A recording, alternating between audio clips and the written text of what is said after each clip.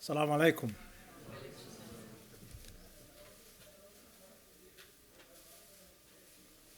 Well, distinguished members of International Media Muslim Association, esteemed guests, scholars, and all lawyers present, ladies and gentlemen,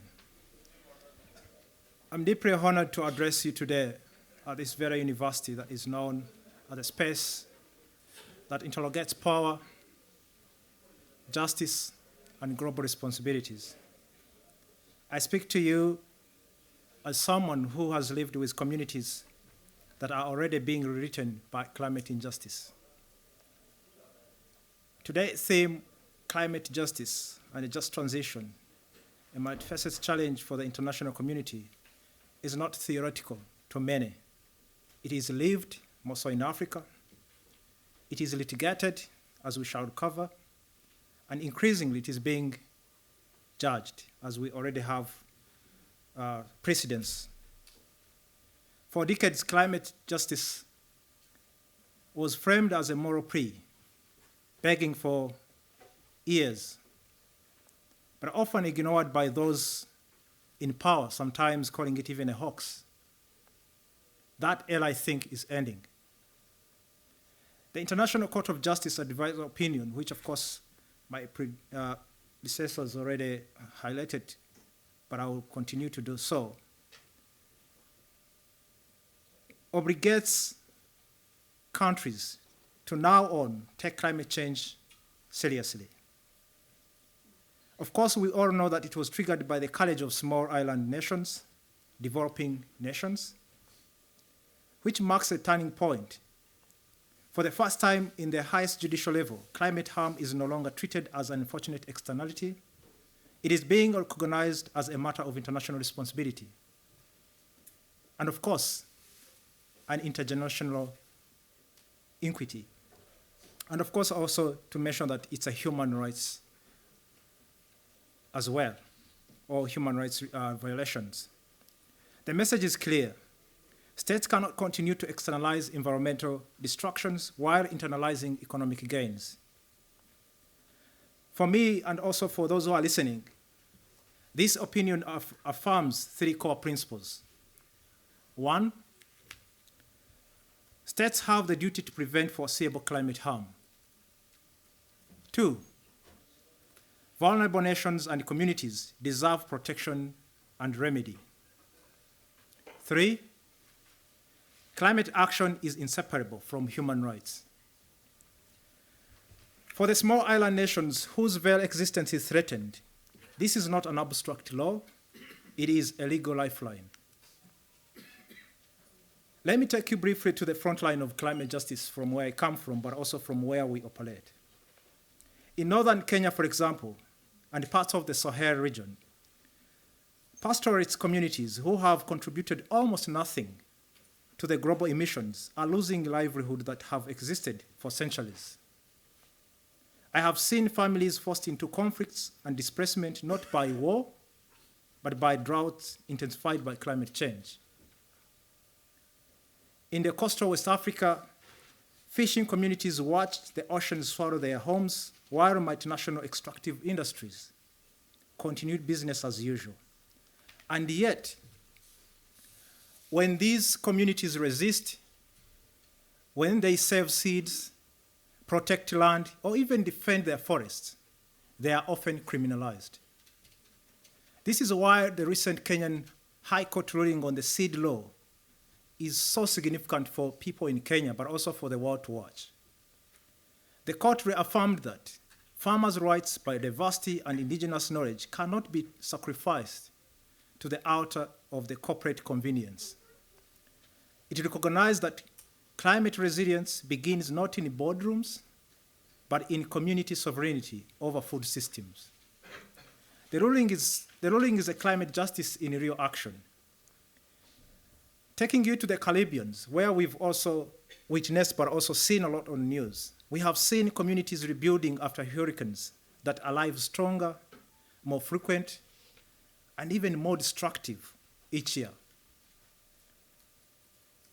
In Dominican, after the Hurricane Maria, which you can all recall, entire villages were lost overnight, people asked a simple question: why must we rebuild again and again for a crisis we did not cause? Climate injustice here is not just environmental. It is a violation of human rights, and it is an economic entrapment. Countries are pushed into debt to recover from disasters driven by emissions elsewhere, and of course, here too. The ICJ advisory opinion affirms that states have a duty to adopt measures that protect both substantive rights, including the rights to life and the right to clean and healthy, sustainable environment, but also the procedural rights, such as the public participation, access to information, and climate change education. This marks an important step towards strengthening the protection of environmental human rights. This also is a right direction that as lawyers, but also as defenders of human rights, should uphold. Of course, we must also recognize that the indigenous people who are on the front line, they also need protection. And that's where also us lawyers come in. For Pacific and island nations, or even ocean island nations, climate change is an existential threat. Rising seas are swallowing ancestral burial grounds, schools, mosques, and also they are causing irreparable harms to the people who have lived there since time immemorial. It is from this reality that small island nations, along with its determined youth and the students, courageously approach the ICJ, not as victims, but as agents of international law. Their action reminds us, silence is not neutrality, it is complicity. This brings me to the Bonaire climate case, which of course we received recently, I think probably 2 weeks ago,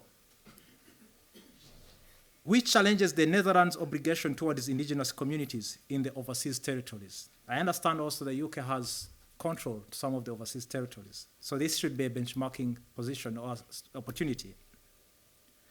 The case exposes long-standing injustice. Climate policies that look progressive in Europe often fail indigenous communities elsewhere under the same flag. The Bonaire people are facing water scarcity, economic collapse, and rising seas, yet remain excluded from decision-making opportunities. The legal question is profound. This could be one of the questions that we should ask ourselves. Can a state claim leadership while allowing its indigenous population to bear disproportionate harm? The answer emerging from courts worldwide is increasingly a big no. The case reinforces that just transition must be inclusive, or they are not a just. A just transition is not a slogan, it is a legal and an ethical framework that means, 1, workers are not abandoned in the shift away from the fossil fuels. Indigenous people are not displaced by green projects. Communities are not sacrificed for the minerals that power clean technologies elsewhere, and this is very much happening. Justice, equity, diversity, inclusion, and safety, which is JEDICE, must be embedded in the climate policies, not added as an afterthought. Otherwise, we are risking replacing one extractive system with another. As lawyers, we are not neutral technicians, we are custodians of accountability. The Ahmadiyya tradition reminds us that justice is sacred, that the law must protect the vulnerable, not merely regulate power. We must use litigation strategically to advance climate accountabilities, defend environmental defenders as indigenous leaders, and of course indigenous leaders, but also push for international law from aspiration to enforcement. Climate justice demands courage, not just from states, but from legal professionals willing to challenge entrenched interests. My distinguished colleagues, climate justice is not coming, it's already here. We are facing it, we're seeing it, and now we shall even endure its pain. The question before us is not whether the law can respond, but whether we must insist that it does. From African farmlands to Caribbean coastlines, from monolithic small island nations standing before the ICJ, the message is the same. Those least responsible must no longer pay the highest price. I would say, let's ensure climate justice is not a footnote in international law, but rather it's the guiding principle. Thank you.